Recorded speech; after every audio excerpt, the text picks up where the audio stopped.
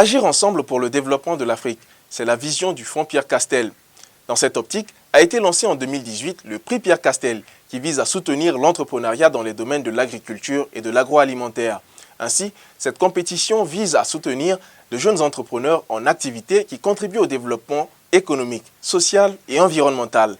À travers ce reportage, je vous envoie donc découvrir la 4e édition du prix Pierre Castel.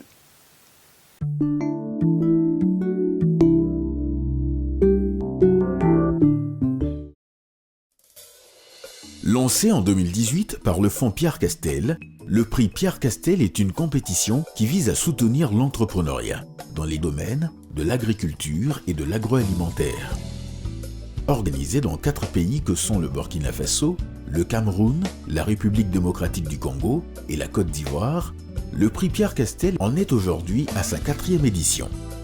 Après une présélection des dossiers, 6 projets par pays ont été retenus pour la première phase d'audition. Au cours de cette étape, les candidats du Burkina Faso ont présenté leur projet devant un jury local le 27 avril 2021. Effectivement, nous avons écouté les 6 candidats qui ont été retenus pour le prix Pierre Castel 2021. Nous avons apprécié les projets qui ont été présentés et nous avons vu également qu'il y a des projets innovants et il y a d'autres projets qui reviennent, mais quand même on sent quand même que les jeunes, ils veulent entreprendre, ils veulent créer de l'emploi et ils veulent aussi participer à la vie économique du Burkina. Pour la grande finale de la compétition, 2 projets par pays ont été retenus. Au Burkina Faso, ce sont Steve Yameogo, venu présenter un projet de transformation de mangue, gingembre et fruits d'hibiscus en sirop, jus, boissons alcoolisées, et Marietou Konaté, porteuse d'un projet de transformation de la patate douce à chair, orange en jus, nectar et biscuits. Nous avons une capacité de production actuelle de 500 litres par jour. Je m'ai basé sur les cantines des écoles primaires et préscolaires.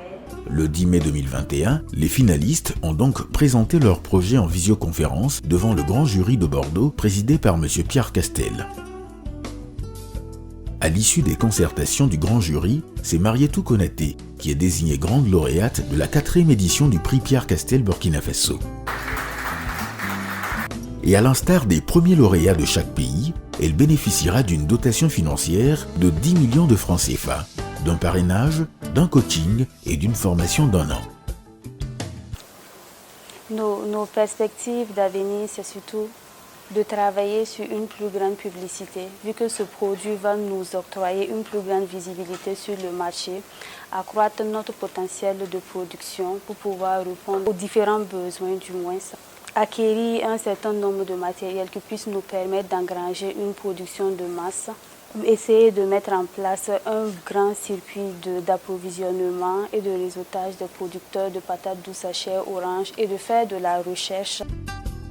Pour les membres du jury, la qualité et le caractère innovant des projets présentés étaient au rendez-vous de la compétition.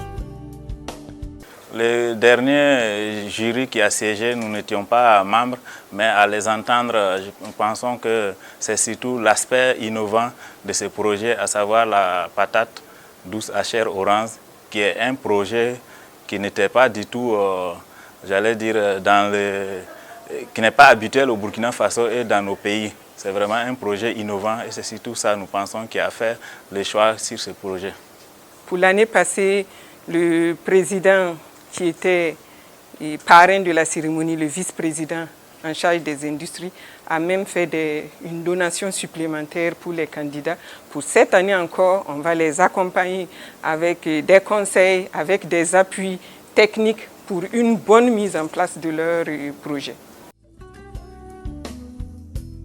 Le prix Pierre Castel est sans nul doute un tremplin pour encourager et accompagner les entreprises dans les domaines de l'agriculture et de l'agroalimentaire. À travers cette compétition, le Fonds Pierre Castel agit avec l'Afrique pour relever les défis du développement socio-économique du continent.